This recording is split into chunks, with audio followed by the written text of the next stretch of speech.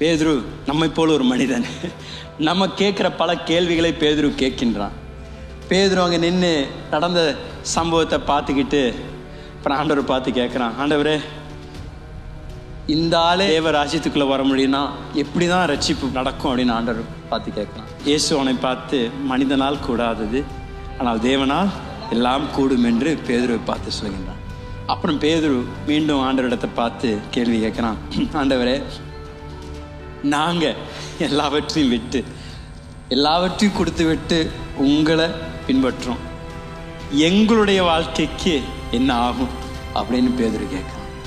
நல்ல வேளை பேதுரு அந்த கேள்வியை கேட்டான். ஏன்னா தேவன் அவனுக்கு கொடுத்த பதில் இன்றைக்கு உங்களுக்கும் எனக்கும் பொருந்துகின்றது. அதே பதில் தான் நாம் இன்றைக்கும் பெற்றுக்கொள்ளலாம்.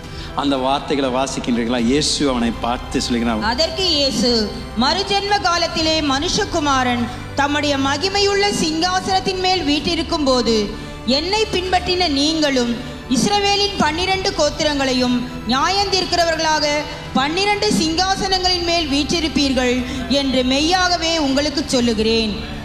என் நாமத்தின் நிமித்தம் வீட்டையாவது சகோதரரையாவது சகோதரிகளையாவது தகப்பனையாவது தாயையாவது மனைவியையாவது பிள்ளைகளையாவது நிலங்களையாவது விட்டவன் எவனோ அவன் நூறத்தனையாய் அடைந்து நித்திய ஜீவனையும் சுதந்திரித்துக் கொள்ளுவான்.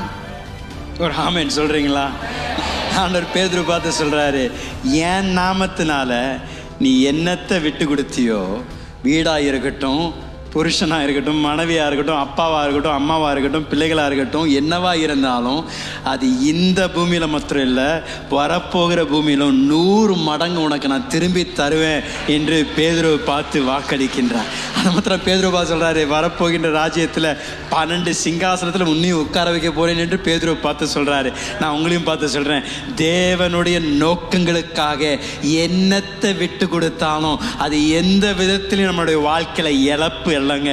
அது நம்முடைய வாழ்க்கையில் அது பெருக்கத்தை தான் கொண்டு வருமே தவிர, ஆசீர்வாதத்தை தான் கொண்டு வருமே தவிர, இயேசுவை பின்பற்றேன் என்று தீர்மானம் எடுத்தீங்கன்னா முழுமையாக இயேசுவை பின்ன தொடர ஆரம்பிங்க. என்னத்தை விட்டு கொடுக்கணுமோ விட்டு கொடுங்க. யார் கையில நீங்க வச்சுக்கோன்னு சொல்றீங்களோ வச்சுக்க சொல்லுங்க.